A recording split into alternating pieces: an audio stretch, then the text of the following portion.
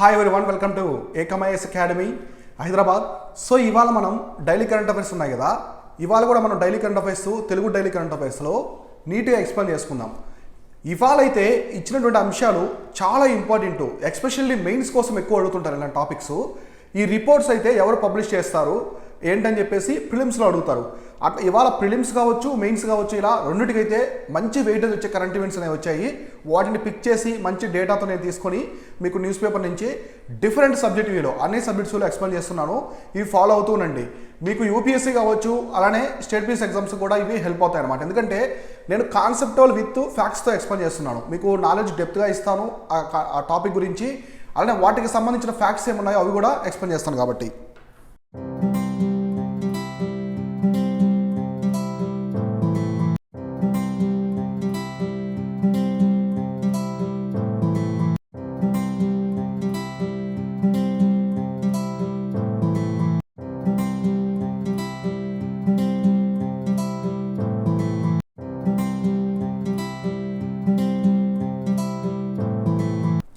So ఇవాళ చూస్తే మనకి 28 అక్టోబర్కి సంబంధించిన కరెంట్ ఈవెంట్స్ ఏమున్నాయి చూద్దాం, daily current affairs. So first వచ్చేసి 2022 ఎన్డీసీ సింథసిస్ రిపోర్టు. సో ఇక్కడ చూడండి, 2022 ఎన్డీసీ సింథసిస్ రిపోర్టు. ఇక్కడ ఏం చెప్తున్నారంటే వీళ్ళు యుఎన్ ఎఫ్సిసి అంటే మనకి United nations federation of convention on climate change ఉంది కదా, federation of convention on climate change.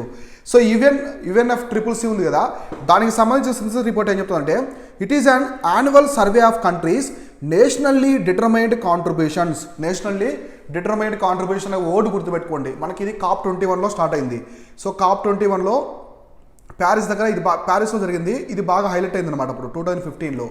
ఈ నేషనల్లీ డిటర్మైన్డ్ కాంట్రిబ్యూషన్స్ అంటే ప్రతి కంట్రీ కూడా ఒక ప్లెడ్జ్ చేయాలన్నమాట. సో మేము ఇంత కార్బన్ ఎమిషన్స్, మీథేన్ ఎమిషన్స్ తగ్గిస్తాము, ఇంత ఈ లెవెల్లో చేస్తామని మనం జీడిపి క్యాలిక్యులేషన్ ప్రకారం చేసింది ఇండియా. అట్లా ప్రతి దేశం కూడా ఉంటుంది అట్లా. And there impact on green house gas emissions. అంటే ఈ ఎన్డీసీస్ మెయిన్గా ఇంపార్టెంట్ ఏంటంటే మనకి గ్రీన్ హౌస్ గ్యాసెస్ ఉంటాయి కదా, గ్రీన్ హౌస్ గ్యాసెస్ యొక్క ఎమిషన్స్ని కూడా తగ్గించాలి ఇక్కడ, అది ఒక టార్గెట్. తర్వాత the 2022 edition analyses 166 NDCs eliminate commitments communicated to the UNFCCC on the September 23 this year. మామూలుగా ఈ సంవత్సరం ఇప్పుడు మంది ఏంటి October 28. మామూలు September 23కే వీళ్ళందరూ కూడా ఒక కమిట్మెంట్ పెట్టుకున్నారు. అన్ని దేశాలు మెంబర్స్ ఉంటాయి కదా, వాళ్ళందరూ 166 NDCs అంటే క్లైమేట్ కమిట్మెంట్స్ అనేది పెట్టుకున్నారు. ఈ విధంగా మనం రీచ్ అవ్వాలి, పర్యావరణాన్ని కాపాడుకోవాలి అనే ఒక ఉద్దేశంతో. So this is the second synthesis of the countries national determined contribution. ఇది రెండోది అనమాట, ఇది ఫస్ట్ది కాదు, రెండవది. ఆల్రెడీ ఫస్ట్ది ఎప్పుడో చేసేస్తారు వాళ్ళు కమిట్మెంట్గా. సో ఇప్పుడు ఈ రిపోర్ట్కి సంబంధించి ఏముందో చూద్దాం. అసలు ఈ రిపోర్ట్ ఏంటి, దీనికి సంబంధించిన ఇన్ఫర్మేషన్ ఏముందో ఇప్పుడు ఒక్కొక్కటి మనం క్లియర్గా డిస్కస్ చేద్దాం. సో ఇవాళ చూసుకుంటే ఇక్కడ చూడండి, ఈ కరెంట్ ఈవెంట్స్లో the report found that the while countries are minimizing the their greenhouse gas emissions. So greenhouse gas emissions ప్రతి ఒక్కరు కూడా తగ్గించాలి. Their combined climate pledge the could put world on the track of the around the 2.5 degrees Celsius of warming by the end of 21st. So ఈ 21st సెంచరీకి ముందు వీళ్ళు ఖచ్చితంగా ప్రతి ఒక్కరు కూడా 2.5 degrees సెంటిగ్రేడ్ అనేది తగ్గించాలి అనే ఒక టార్గెట్ అయితే పెట్టుకున్నారు. The current NDCs will increase the greenhouse emissions by 10.6% by the end of this decade compared to the 2010 levels. So మామూలుగా మనకి 2010 సంవత్సరానికి ముందు కంటే చూసుకుంటే ఈ ఎన్డీసీస్ ఉన్నాయి కదా, అవి వచ్చేసి ఇంక్రీజ్ అవుతాయని చెప్పి చెప్తున్నారు. ఇది 10.6% అనేది ఇంక్రీజ్ అవుతుందని చెప్తున్నారు. So this is a marginal improvement when compared with the last years assessment which estimated that the emissions will increase by 13.7% by 2030. So దీని ప్రకారం వీళ్ళు ఏం చెప్తున్నారంటే ఇది మార్జినల్ ఇంప్రూవ్మెంటు, పెద్దగా ఇంప్రూవ్మెంట్ ఏం కాదు, కొంచెం ఇంప్రూవ్మెంటు అయినప్పుడు కూడా వీళ్ళు ఎస్టిమేషన్ ఎమిషన్స్ అనేవి 13.7% అనేవి పెరుగుతాయి 2030కి అని చెప్తున్నారు.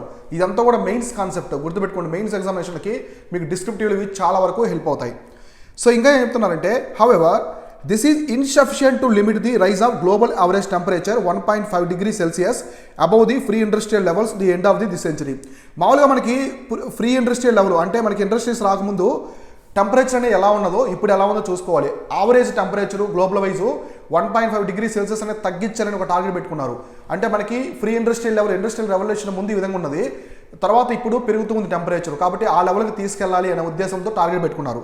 ఎంతంటే 1.5 degrees Celsius అనేది తగ్గించాలి అనే ఉద్దేశంతో ఈ సెంచరీ ఎండ్ కల్లా తగ్గించాలని. The 2021 analysis showed that the projected greenhouse gas emissions will continue to spike beyond 2030. So ఇది వచ్చేసి కంటిన్యూస్గా పెరుగుతూ ఉంది, ఈ ప్రొజెక్షన్ అనేది పెరుగుతూ ఉంది. అంటే వీళ్ళు ఎమిషన్స్ అనేవి పెరుగుతున్నాయి, వీళ్ళ టార్గెట్ కూడా దానికి దగ్గరగా రీచ్ అవ్వడానికి లక్ష్యంతో వెళ్తూ ఉన్నారు.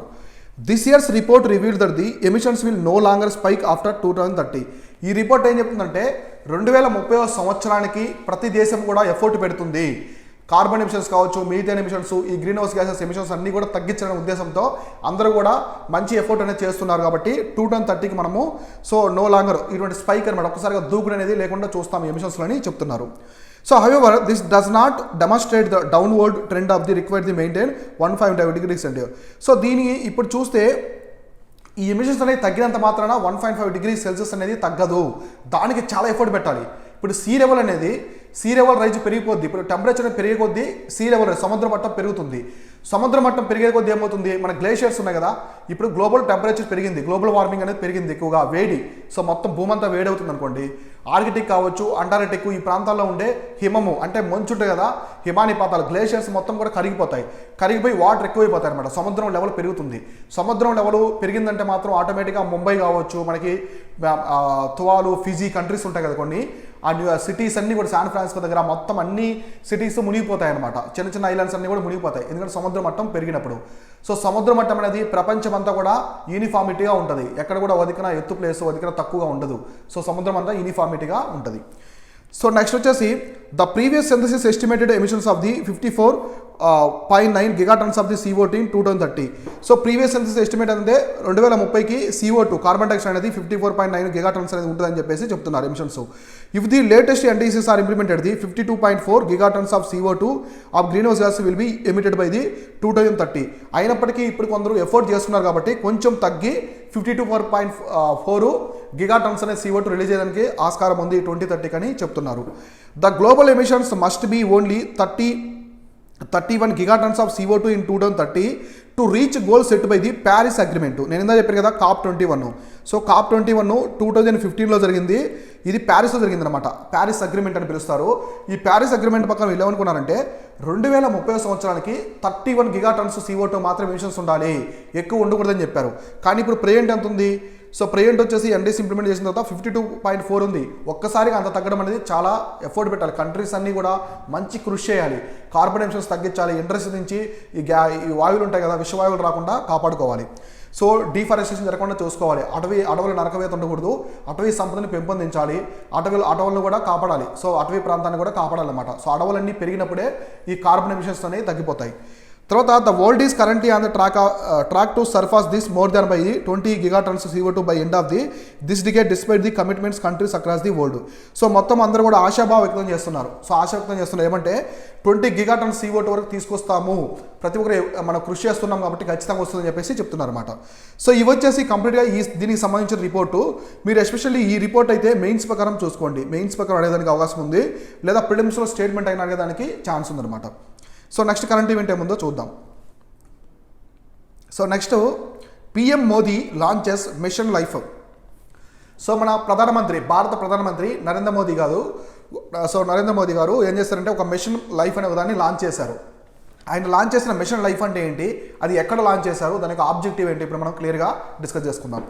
So prime minister Narendra Modi launched mission life movement at the statue of unity in Gujarat. So దీన్ని ఎక్కడ స్టార్ట్ చేశారంటే మన గుజరాత్లో స్టాట్యూ ఆఫ్ యూనిటీ ఎవరిది, సర్దార్ వల్లభాయ్ పటేల్ గారిది. సో సర్దార్ వల్లభాయ్ పటేల్ గారి విగ్రహం ఉంది కదా, మన ప్రపంచంలోనే ఎత్తినటువంటి విగ్రహం అనమాట. సో అక్కడ దీన్ని స్టార్ట్ చేశారు. So Niti Aayog conceptualized the idea of the mission life style for environment. Life అంటే లైఫ్ స్టైల్ ఫర్ ఎన్విరాన్మెంట్, గుర్తుపెట్టుకోండి, మన పర్యావరణానికి సంబంధించినటువంటి జీవన విధానం అనమాట. So life style for environment ఇక్కడ చూస్తే దీన్ని ఎవరు కాన్సెప్టువలైజ్ చేస్తారంటే నీతి ఆయోగ్ అనమాట. Niti Aayog main behind idea of the mission life అనమాట. సో లైఫ్ అంటే life style for the environment, ఈ పాయింట్ అయితే క్లియర్గా గుర్తుపెట్టుకోవాలి. So mission life was introduced by the prime minister Narendra Modi at the COP26 in Glasgow. So మనకి కాన్ఫరెన్స్ ఆఫ్ పార్టీస్ UNFCCC ఉంది కదా, ఇందాక డిస్కస్ చేసుకున్నాం కదా, ఇది చేస్తుంది అనమాట. కాన్ఫరెన్స్ ఆఫ్ పార్టీస్ అనేది కండక్ట్ చేస్తుంది. మనకి రీసెంట్గా COP26 గ్లాస్గోలో జరిగింది. గ్లాస్గో అనేది స్కాట్లాండ్ ఒక పోర్ట్ సిటీ అనమాట. సో ఇక్కడ జరిగితే ఇక్కడ దీన్ని తీసుకొచ్చాడు అనమాట, మిషన్ లైఫ్ అయిన దాన్ని అక్కడ ఇంట్రొడ్యూస్ చేశారు మన ప్రైమ్ మినిస్టరు. సో నవంబర్లో 2022లో. So it is an agenda, it is an India lead global mass movement that will nudge individual and collective actions towards the protection and preservation of the environment.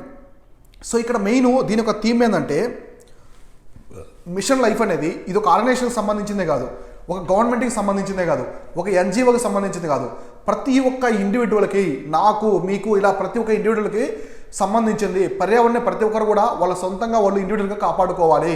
అప్పుడే ఒకరికొకరు కలిసారంటే ఒక పెద్ద కూటమయ్యి పర్యావరణాన్ని ఎక్కువ కాపాడినట్టుగా ఉంటుందన్నమాట. ఇట్లా ఉండాలని చెప్పి చెప్పారు. కాబట్టి ఇది ఇక్కడ పర్యావరణాన్ని ప్రొడక్షన్ చేయాలన్నా, ప్రిజర్వేషన్ చేయాలన్నా ఖచ్చితంగా ఇది కలెక్టివ్గా ఉండాలి, ఇండివిజువల్ యాక్షన్స్ కూడా ఉండాలని చెప్పారనమాట. So it follows 3 prolonged strategies to achieve goal. ఇక్కడ 3 స్ట్రాటజీస్ అయితే చెప్పాడనమాట ఈ మిషన్ లైఫ్ లో ప్రధానమంత్రి నరేంద్ర మోదీ గారు. సో అవి ఉన్నాయి చూద్దాం. సో ఫస్ట్ వచ్చేసి promotion of environmental friendly daily practice among the people demand. So demand create చేయాలి అంటే ప్రతి పీపుల్ కూడా అసలు ఎన్విరాన్మెంట్ యొక్క డిమాండ్ ఎంత ఉంది, ఫ్యూచర్లో మనకి ఎన్విరాన్మెంట్ పర్యావరణం వల్ల మనం ఏ విధంగా ఉంటున్నాము, మన ఆరోగ్యము ఏ విధంగా స్ట్రాంగ్గా ఉంటుంది. సో నీట్గా ప్రతి ఒక్కరు కూడా డిమాండ్ క్రియేట్ చేయాలి. ప్రైవేట్ మొత్తం ఇండివిజువల్ అంతా కూడా అవేర్నెస్ తీసుకోవడం ఒకటి అనమాట.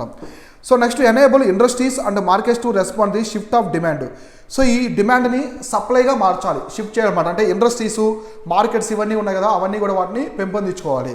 తర్వాత ఏం చెప్పారంటే influence government and industrial policy to support the boast sustainable consumption and production supply. ఇక్కడ పాలసీ అనమాట. పాలసీలో ఏం చెప్తారు, డిమాండ్, సప్లై, పాలసీ. పాలసీలో ఏం చెప్పారంటే ఈ గవర్నమెంట్ కావచ్చు, ఇండస్ట్రియల్ పాలసీ అన్నీ మాట్లాడుకోవాలి. ఇప్పుడు ఇండస్ట్రీ పెడుతున్నారు, ఆ ఇండస్ట్రీ అనేది పర్యావరణానికి, చుట్టుపక్కల పర్యావరణానికి ఎలాంటి హాని చేయకుండా ఉండాలి. అలాంటి కోఆపరేషన్ అనేది గవర్నమెంట్కి ఇండస్ట్రీస్ మధ్య ఉండాలని చెప్పేసి సస్టైనబుల్ కన్జంప్షన్ ఉండాలని చెప్పేసి తీసుకొచ్చాడు అనమాట. ఇది ఒకటి. సో ఇది వచ్చేసి ప్రధానమంత్రి నరేంద్ర మోదీ స్టార్ట్ చేసినటువంటి మిషన్ లైఫ్ అనమాట. మిషన్ లైఫ్ అంటే లైఫ్ స్టైల్ ఫర్ ఎన్విరాన్మెంట్. ఇది కంప్లీట్గా వచ్చేసి ఎన్విరాన్మెంట్కి సంబంధించింది. సో నెక్స్ట్ వచ్చేసి 2022 United nations climate change conference. So రీసెంట్గా మన 2022 సంబంధించిన United nations climate change conference అంటే మనకి యుఎన్. సో ఆల్రెడీ మీకు చెప్పాను కదా క్లైమేట్ చేంజ్ కాన్ఫరెన్స్ ఉంది కదా. So conventional climate change conference అనేది జరుగుతుంది. అది ఎక్కడుందో ఇప్పుడు మనము దాని గురించి ఏంటో మనం క్లియర్గా ఒకటి డిస్కస్ చేసుకుందాం. So the 2022 United nations climate change conference COP27 ఈ సెట్ 2. సో COP27 అంటే మనకి కాన్ఫరెన్స్ ఆఫ్ పార్టీస్ అనమాట. COP26 వచ్చేసి గ్లాస్గోలో జరిగింది. COP26 గ్లాస్గోలో జరిగింది. ఇప్పుడు 27 ఎక్కడ జరుగుతుందో చూద్దాం. ఈ set 2 held from the November 6 to 18 this year. So ఇది మనకి 18 అనమాట. నవంబర్ 6 నుంచి 18వ తేదీ వరకు జరుగుతుంది అని చెప్తున్నారు. The government of Egypt. So ఈసారి వచ్చేసి ఈజిప్ట్ అనేది ఆతిథ్యం ఇస్తుంది అనమాట కాన్ఫరెన్స్ ఆఫ్ పార్టీస్కి. COP27కి ఈజిప్ట్ అనేది ఆతిథ్యం అనేది ఇస్తుంది, host country. The government of Egypt will host the 27 conference of parties of the UNFCCC at the Sharm el షేక్లో ఇస్తుందన్నమాట. ఇది ఇక్కడ ఆతిథ్యం అనేది ఇస్తుంది. So this is the 5th time that the conference of parties being held in the Africa. So ఆఫ్రికాలో ఇది 5th time అనమాట. ఇట్లాంటి స్టేట్మెంట్స్ ఇంపార్టెంట్. ఇవి స్టేట్మెంట్ టైప్ ఆఫ్ క్వశ్చన్స్లో అడుగుతూ ఉంటారు. కాన్ఫరెన్స్ ఆఫ్ పార్టీస్ మీటింగ్ జరగడం ఇది 5th టైం ఆఫ్రికాలో. It is expected to bring global attention and climate crisis పై faced by Africa. So Africa అనేది ఏ విధంగా వైలేట్ అవుతుంది. సో చాలామంది డిస్క్రిమినేషన్ చూపిస్తున్నారు, వైలేట్ అవుతుంది అనమాట. ఎక్కువ మైనింగ్ జరగడం వల్ల ఎన్విరాన్మెంట్ దెబ్బతింటం ఇవన్నీ. సో ఇది కాన్ఫ్లిక్ట్ జరగడం వల్ల ఆఫ్రికాలో సో ఈ దేశాల యొక్క ఏ విధంగా అవి వైలేట్ అవుతున్నాయో తెలుస్తుంది అని చెప్పి చెప్తున్నారు క్లైమేట్. తర్వాత one of the most vulnerable reasons in the world of the climate change. మన క్లైమేట్ చేంజ్ ప్రకారం చూసుకుంటే మోస్ట్ వల్నరబుల్ ఇది వచ్చేసిందంటే మనకి ఆఫ్రికా కాంటినెంట్ అనమాట. అక్కడ మైనింగ్ అనేది చాలా ఓవర్గా చేస్తారు, ఎక్సెసివ్గా చేస్తారు. దానివల్ల పర్యావరణం అనేది చాలా వరకు దెబ్బతింటుంది. సో అటవీ సంపదను కూడా ఎక్కువగా దోచుకుంటూ ఉంటారు. అక్కడ ఎక్కువ అడవుల నరకవేత ఇవన్నీ జరగడం వల్ల కూడా పర్యావరణం చాలా వరకు అయితే సో దెబ్బతింది అనమాట అక్కడ. తర్వాత COP27 will focus on 3 major objectives. So మామూలుగా COP27 ఈసారి 3 మెయిన్ ఆబ్జెక్టివ్స్తో ముందుకు వస్తుంది. అవేంటి అంటే emission reduction, help countries prepare and respond climate change and provide technical aid and funding for the development countries to the respond of climate change. So emissions అనేది reduction చేయాలి, కంట్రీస్కి help చేయాలి, తర్వాత డెవలపింగ్ కంట్రీస్ క్లైమేట్ చేంజ్కి రెస్పాండ్ అవ్వాలి. ఈ 3 వచ్చేసి COP27 యొక్క main objectives. ఇది ఎక్కడ జరుగుతుంది COP27 ఈసారి మనకి ఈజిప్ట్ అనమాట. సో ఈజిప్ట్లో జరుగుతుంది అనమాట. ఇది ఒక పాయింట్ గుర్తుపెట్టుకోవాలి. సో తర్వాత చూడండి. సో FIPRESA అని ఒకటి ఉంటుంది. So declared the Pather Panchali as a best Indian movie. So Pather Panchali అనే ఒక మూవీని వచ్చేసి బెస్ట్ ఇండియన్ మూవీ అని వచ్చేసి మనకి వరల్డ్ వైడ్ డిక్లేర్ చేశారు. అదేంటో చూద్దాం. So legendary filmmaker Satyajit Ray తెలుసు కదా మనకి ఆస్కార్ తీసుకున్నటువంటి only director in India. So ఈయన డైరెక్టర్ అనమాట, మనకి ఆస్కార్ తీసుకున్నారు ఇండియా తరపున. సో సత్యజిత్ రే అయినా బెంగాల్కి సంబంధించిన వ్యక్తి, చాలా ఫేమస్, మన డైరెక్టర్లు అందరికి కూడా చాలా మందికి ఈయన ఇన్స్పిరేషన్ అనమాట Satyajit Ray. So feature Pather Panchali so has been declared the best Indian film all time international federation film of the critics అనమాట. సో ఇదేంటంటే ఎక్కడ ఇచ్చారంటే దీనికి all time best Indian film all time అనమాట. మొత్తం ఆల్ టైంలో ఇండియా నుంచి బెస్ట్ ఫిల్మ్, ఇది ఎప్పుడు ఓల్డ్ ఫిల్మ్, చాలా పాత సినిమా అయినప్పుడు కూడా దీన్ని చూస్ చేశారు by international federation of the film క్రిటిక్స్లో. సో ద 1995 ఫిల్మ్ చూడండి, ఇది 1955. సో 1955లో వచ్చిన film has received the number of 1 slot in the top 10 film industry in the Indian cinema list. So Indian top 10 లిస్ట్లో ఇది వచ్చేసి one of the cinema అనమాట. So which was declared after the poll conducted by Indian chapter so February. So ఇది వచ్చేసి మనకు ఉంది కదా international federation of film critics, వీళ్ళు పోల్ కండక్ట్ చేస్తారు. ఇండియా వైడ్ మొత్తం పోల్ కండక్ట్ చేస్తే దీనికైతే ఎక్కువ ఓట్స్ అనేవి పడ్డాయి అనమాట. సో ఇట్లా గుర్తుపెట్టుకోండి, ఇది పాత్ర పాంచాలి అనేది సత్యజిత్ రే గారు డైరెక్ట్ చేసినటువంటి మూవీ అనమాట. సో దీనికి వచ్చేసి best Indian all time best Indian ఫిల్మ్గా ఇది సెలెక్ట్ అయింది. సో తర్వాత కరెంట్ ఈవెంట్ చూసుకుంటే చూడండి, IIT Madras and NASA research study microbes. So మైక్రోబ్స్ని స్పేస్ స్టేషన్లో మైక్రోబ్స్ ఉంటాయి కదా, వాటిని స్టడీ చేయడానికి నాసా ఐఐటి మద్రాస్ అనేది ఇద్దరు కూడా జాయింట్గా చేస్తున్నారు. So the Indian institute of Madras and NASA jet propulsion laboratory researchers study the interaction between microbes at the international space station. మనకి లో ఎర్త్ ఆర్బిట్లో వచ్చేసి ఈ ఐఎస్ఎస్ అనేది ఉంటుంది అనమాట. సో దీంట్లో microbes the study aims to help devise strategies for the disinfection of the space stations, minimise the any potential effect of microbes of the health of the astronauts. ఇప్పుడు microbes ఉంటాయి, ఈ microbes ఏం చేస్తాయి, దానివల్ల astronauts ఉంటారు కదా వాళ్ళ health అనేది పాడవుద్ది అనమాట. మనకి బ్యాక్టీరియా వైరస్ ఇలా ఉంటాయి కదా, సో మనకి బ్యాక్టీరియా మంచి బ్యాక్టీరియా ఉంటుంది, చెడు బ్యాక్టీరియా ఉంటుంది, వైరస్ కూడా అలానే ఉంటుంది. ఇప్పుడు చెడు మైక్రోబ్స్ ఉంటాయి కదా, సో మైక్రోబ్స్ వల్ల బాడీ హెల్త్ అనేది దెబ్బతింటుంది. ఆ ఆస్ట్రోనట్స్ యొక్క హెల్త్ అనేది దెబ్బతినకుండా వాళ్ళని వ్యోమగాములు ఉంటారు కదా, తెలుగులో వ్యోమగాములు అంటారు. సో వ్యోమగాముల యొక్క ఆరోగ్యం అనేది దెబ్బతినకుండా వాటిని తగ్గించడానికి ఐఐటి మద్రాసు నాసా అనేది ముందుకు వచ్చింది అనమాట, జాయింట్గా ఆపరేషన్ అనేది చేస్తుంది, గుర్తుపెట్టుకోండి. తర్వాత చూస్తే union territory of Jammu and Kashmir in accession day on 26 October. So 26 అక్టోబర్న జమ్మూ అండ్ కాశ్మీర్ వచ్చేసి యాక్సెషన్ డే అనేది జరుపుకుంటారు. So the accession day of Jammu and Kashmir on 26 October with the union of India is being celebrate across the union territory. So మొత్తం ఇప్పుడు union territory కాబట్టి మొత్తం celebrate చేస్తున్నారు. Accession day carries the great significant as it was on the day in 1947 then the maharaja of Jammu and Kashmir Hari Singh. So అప్పుడు Jammu and Kashmir యొక్క మొత్తం రాజ్యానికి కింగ్గా ఎవరున్నారంటే హరి సింగ్ అనే అతను ఉన్నాడు అనమాట. ఆయన ఇన్స్ట్రుమెంట్ ఆఫ్ యాక్సెస్ ఒక దాన్ని సైన్ చేశారు, ఇండియన్ గవర్నమెంట్తో సైన్ చేసి. So become part of the great democracy of the world. So ప్రపంచంలో అతిపెద్ద ప్రజాస్వామ్యమైన ఇండియాతో మేము కూడా కలిసిపోతున్నాము, ఇక్కడ నుంచి జమ్మూ అండ్ కాశ్మీర్ అనేది భారతదేశంలో అంతర్భాగం అని చెప్పేసి ఈయన సైన్ చేశారు. Several functions is being organised the mark they accession day is the public holiday of the union territory. So accession day వచ్చేసి అక్కడ పబ్లిక్ హాలిడే అనమాట. సో ప్రెజెంట్ అక్కడ లెఫ్టినెంట్ గవర్నర్ ఎవరున్నారు జమ్మూ అండ్ కాశ్మీర్ అంటే మనోజ్ సిన్హా. సో మనోజ్ సిన్హా వచ్చేసి ఈయన. సో గుర్తుపెట్టుకోండి, ఇది ఒకటి ఇంపార్టెంట్. సో తర్వాత Putin repeats the unsupported dirty bomb. So రీసెంట్గా డర్టీ బాంబ్ అని కూడా న్యూస్లో ఉందన్నమాట. పుతిన్ వచ్చేసి దీన్ని మళ్ళీ చెప్తున్నారు, డర్టీ బాంబ్ అనేది మేము ఉక్రెయిన్ మీద వచ్చేసి ఇంప్లిమెంట్ చేస్తాము ఫైర్ అని చెప్పేసి చెప్తున్నారు. So the Kremlin repeated its claim that the Ukraine plans to use a radioactive dirty bomb. So warning west was a dangerous డిస్పాన్సివ్ మాసివ్ పొజిషన్. సో ఈ పుతిన్ ఎందుకు చెప్తున్నట్టు మళ్ళీ ఉక్రెయిన్ అనేది ఈ డర్టీ బాంబు యూజ్ చేయాలని చెప్పేసి plan చేస్తుంది, ఉక్రెయిన్ ఏం చేస్తుందని చెప్పేసి ఈయన చెప్తున్నారు. సో ఈయన రాజ్నాథ్ సింగ్ కూడా చెప్పాడు అనమాట. రాజ్నాథ్ సింగ్ కూడా ఈయన చెప్పారు, మన ఉక్రెయిన్లో ఎవరైనా ఉంటే ఇండియన్స్ ఇంకా ఎవాక్యుయేట్ చేసుకోండి, మేము ఇంకా భీకర దాడులు చేసడానికి అవకాశం ఉంది. ఒకవేళ ఉక్రెయిన్ వచ్చేసి మా మీద రష్యా మీద డర్టీ బాంబ్ అని దాన్ని చేసుకుంటే మేము వెస్ట్ని తీవ్రంగా ఖండిస్తున్నామని చెప్పి చెప్పారన్నమాట వీళ్ళు, ఎవరు పుతిన్. సో వెస్ట్ కంట్రీస్ కూడా ఆయన వార్నింగ్ ఇచ్చారు. So Ukraine, the United States, Britain and France will have all rejected the Moscow's claim.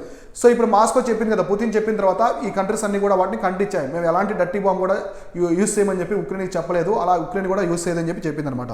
So voice by several విషయం recent days the Kyiv could preparing to detonate the radioactive device in the Ukraine. So ఈ dirty బాంబ్ని use చేయాలి, ఈ radio active డివైస్ని కూడా డిటోనేట్ చేయాలని చెప్పేసి plan చేస్తున్నారని చెప్పేసి పుతిన్ అయితే క్లెయిమ్ చేస్తారనమాట. సో తర్వాత కరెంట్ ఈవెంట్ చూస్తే national statical office released the employment outlook of India. So మామూలుగా మనకి ఎంప్లాయ్మెంట్ అవుట్లుక్ ఆఫ్ ఇండియా ఎవరు రిలీజ్ చేస్తారంటే ఎన్ఎస్ఓ అనమాట. ఎన్ఎస్ఓ అనేది మనకి ministry of statics. Ministry of statics and programme implementation కింద ఉంటుంది.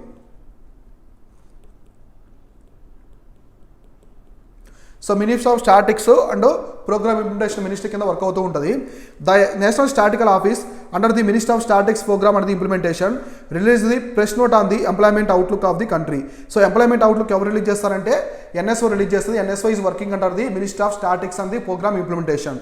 Country covering the period of the September 2017 to June 2022. ఇది మొత్తం ఎప్పటి నుంచి డేటా తీసుకుందంటే సెప్టెంబర్ 2017 నుంచి జూన్ 2022 వరకు తీసుకున్నది అనమాట.